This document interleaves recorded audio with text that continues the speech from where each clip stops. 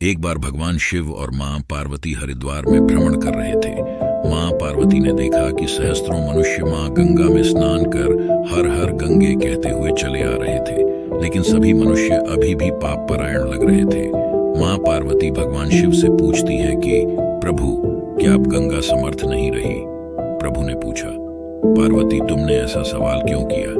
मां पार्वती कहती हैं कि प्रभु, इन सभी मनुष्यों के पापों का अंत क्यों नहीं हुआ? भगवान शिव मुस्कुराते हुए कहते हैं कि पार्वती, गंगा तो अभी भी सर्वसमर्थ है, लेकिन इन सभी ने पापनाशिनी गंगा में स्नान नहीं किया ही नहीं। मां पार्वती विस्मित होकर बोली, प्रभु, अभी तो गंगा में स्नान कर इन लोगों के शरीर भी नहीं सूखे और आप कह रहे हैं कि इन्होंने पापनाशिनी गंगा में स्नान नहीं किया।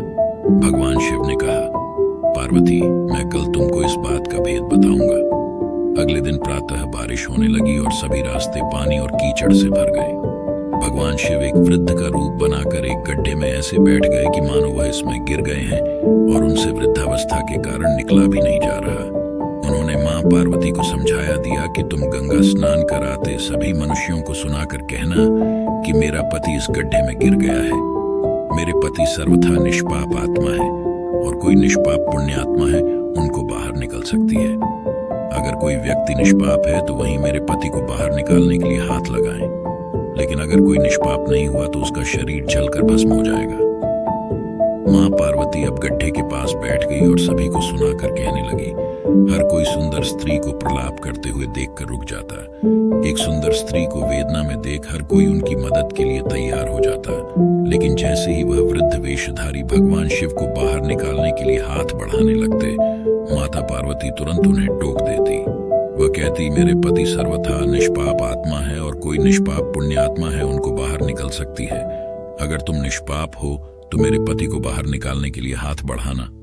मैं तुम्हें पहले ही चेतावनी दे देती हूं कि अगर तुम निष्पाप नहीं हुए तो तुम्हारा शरीर जलकर भस्म हो जाएगा। इतना सुनते ही हाथ आगे बढ़ाने वाले हाथ पीछे कर लेते, क्योंकि उनको लगता था कि हमने जीवन में कभी ना कभी तो पाप किया ही होगा। दूसरे उनके मन में आता है, इस बुढ़े के लिए क्यों अपनी जान जोखिम में डालने। इस तरह सुबह से लेकर संध्या हो गई। हजारों लोग स्नान कर चले गए, लेकिन किसी ने भी वृद्ध को निकालने की हिम्मत नहीं की। शाम के समय एक युवक हाथ में लौटा लिए वहां से गुजरा तो मां पार्वती ने उसको भी अपनी व्यथा सुना दी। जब वह मदद करने के लिए हाथ बढ़ाने लगा तो उससे भी वही बात कही जो अब तक वहां से गुजरे हजारों लोगों को कही थी। अगर तुम सर्वथा निष्पाप हो तो ही मेरे पति को हाथ लगाना, नहीं तो तुम भस्म हो जाओगे।